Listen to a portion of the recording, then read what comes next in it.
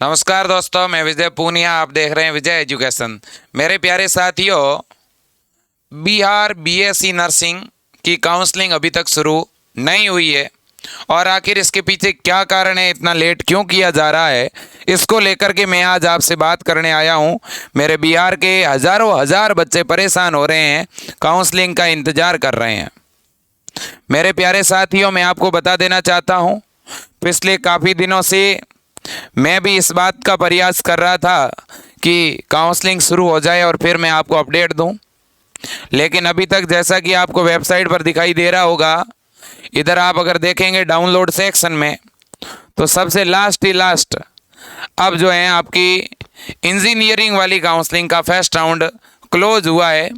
मैं आपको बता देना चाहता हूं, इसके अलावा इन्होंने यूजीईएसी यानी अभी फ़िलहाल जो काउंसलिंग चल रही है, जो बीसीईसी बोर्ड जो काउंसलिंग करवा रहा है, वो पैरामेडिकल वाली करवा रहा है और इंजीनियरिंग वाली।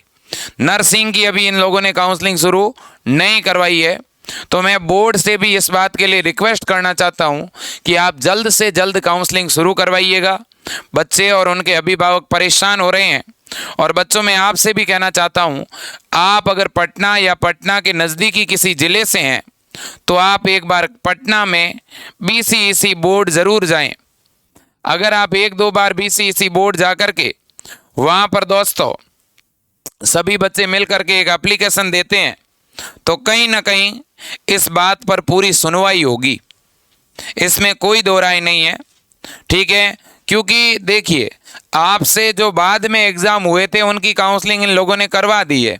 जैसे अपन अगर देखें तो पैरामेडिकल का एग्ज़ाम तो हमारे से बाद हुआ था, डीसीईसी वाला एक सप्ताह बाद में हुआ था, लेकिन इन्होंने इनकी काउंसलिंग तो पहले ही शुरू करा दी, जबकि हमारा तो एग्ज़ाम भी पहले हुआ था।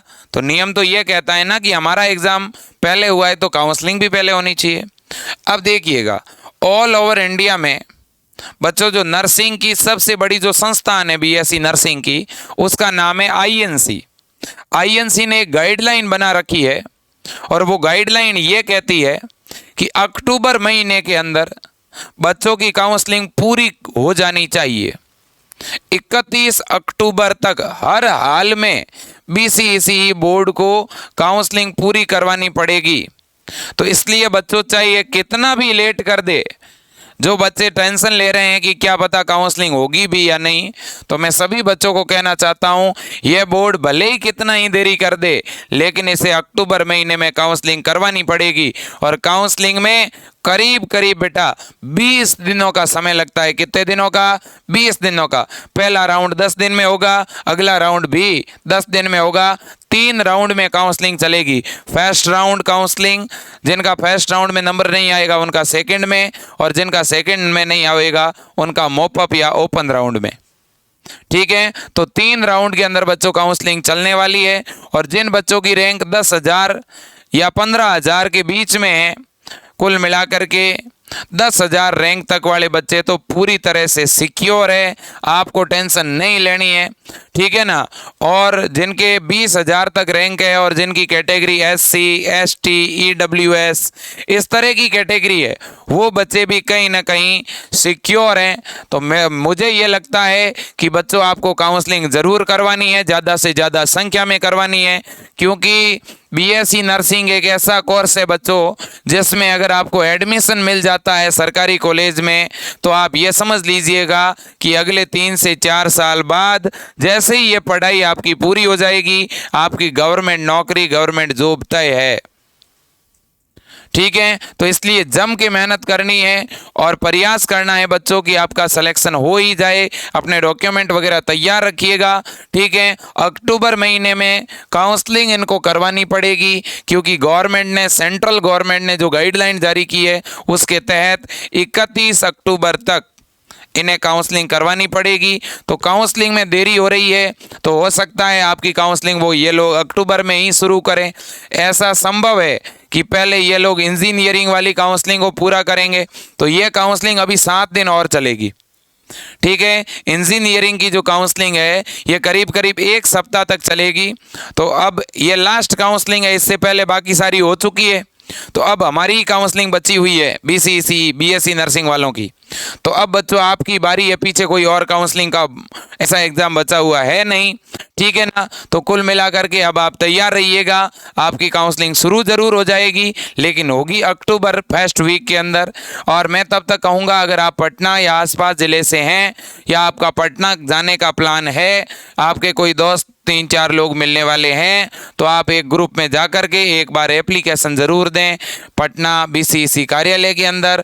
और बीसीईसी बोर्ड के नंबर मैं आपको बता देता हूं, वैसे इन नंबरों पे कॉल तो लग नहीं रहा है, लगता है तो अटेंड नहीं कर रहे हैं, ठीक है। लेकिन ये एड्रेस है, आप देख सकते हो, IAS associate building near Patna airport, ठीक है। देखिएगा दोस्तों, ये वेबसाइट तो मैंने ओपन पहले ही कर रखी है। ये नंबर है, देखो आप, 0612222023। दूसरा नंबर है 0612225387, ठीक है ना। अब देखिए मेरे प्यारे साथियों, जितने भी SC ST OBC EWS के बच्चे हैं, वो सारे अपने डॉक्यूमेंट वगैरह तैयार करके रख लें।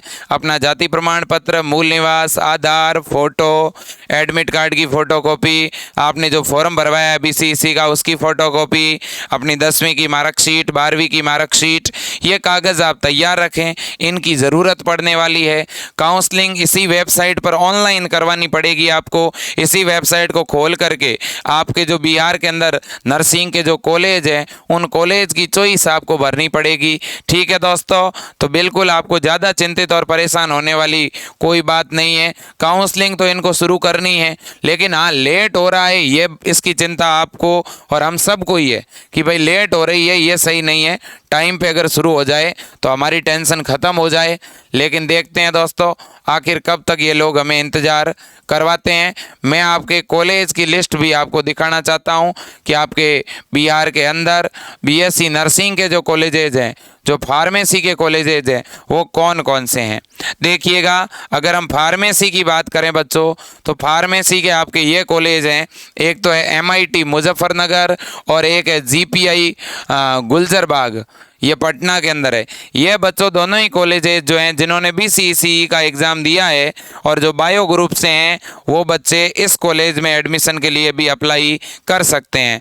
जो मैथ वाला बच्चा है वो भी इसमें अप्लाई कर सकता है।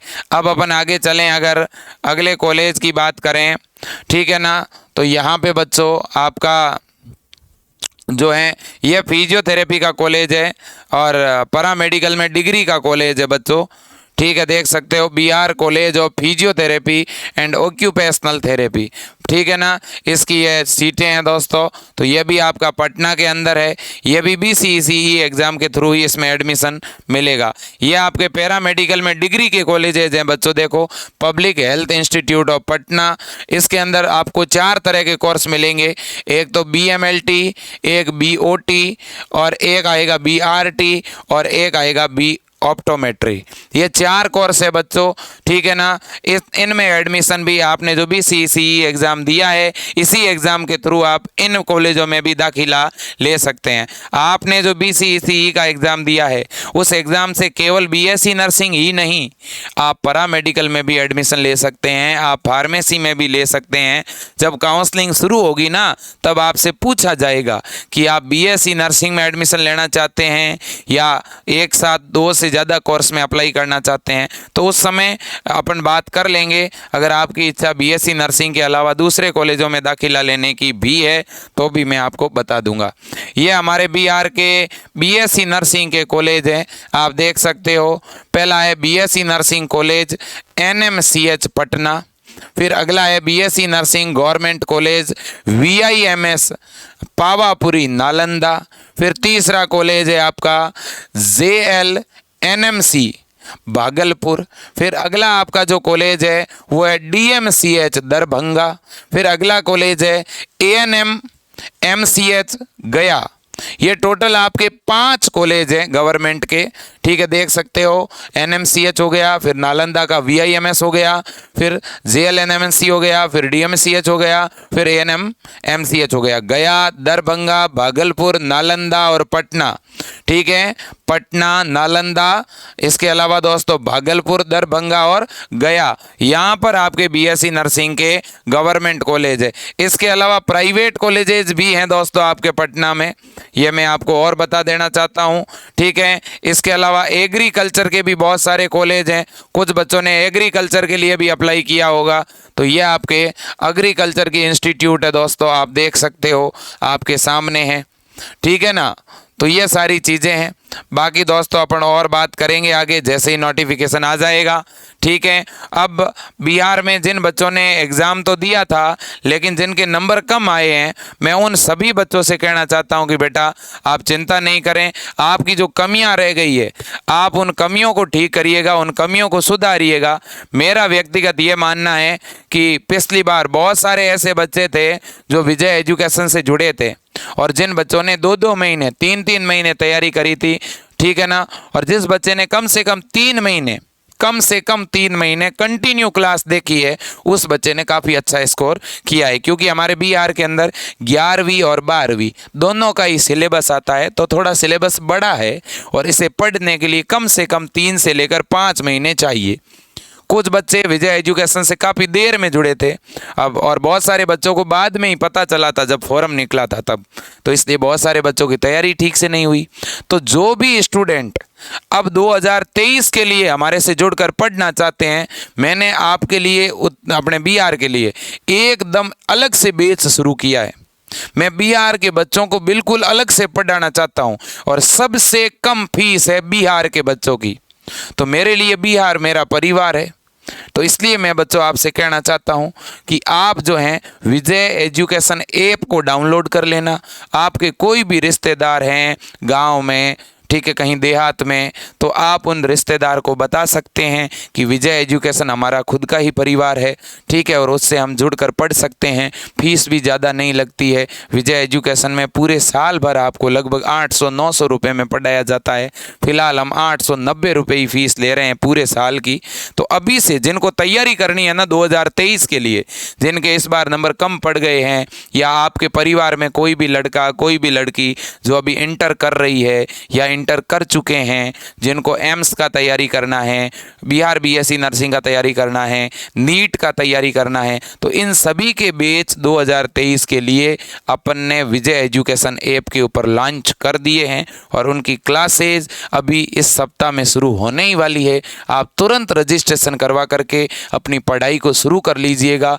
और आप ही मेरा परिवार है बच्चों, मैं आपसे सपोर्ट मांगने आया हूं कि आप थोड़ा विजय एजुकेशन ऐप के बारे में हर एक उस बच्चे को बताइएगा जो पढ़ना चाहता है, जो अपने मम्मी पापा के ख्वाब को पूरा करना चाहता है, जो प्राइवेट कॉलेजों की लाखों रुपए की जो फीस लगती है उस फीस से बचना चाहता है और अपनी मेहनत से आगे बढ़ना चाहता है। उन सभी बच्चों को मैं आगे लेकर जाना चाहता हूं। ये A ग्रेड पोस्ट है BSc nursing, first grade post है बेटा, जिसमें अगर आपका सिलेक्शन होता है और इसकी अगर आप पढ़ाई करते हो तो 3 साल 4 साल के बाद आपका गवर्नमेंट में सिलेक्शन हो जाएगा। और आज के समय में A ग्रेड पोस्ट में पेमेंट बेटा 60,000 से भी ऊपर देते हैं, महीने का 70 हज़ार रुपये पेमेंट देते हैं। और आने वाले 4 साल बाद इंडिया के अंदर नर्सिंग का केवल एक ही कोर्स होगा और वो है BSc नर्सिंग, क्योंकि GNM तो बंद हो जाएगा, ठीक है ना। तो BSc नर्सिंग की बहुत डिमांड आने वाली है बच्चों। आप तो ज़्यादा से ज़्यादा संख्या में BSc नर्सिंग करें, मैं तो ये कहना चाहता हूँ, ठीक है। नीट के बाद MBBS के बाद दूसरा सबसे बड़ा कोर्स है BSc नर्सिंग बेटा।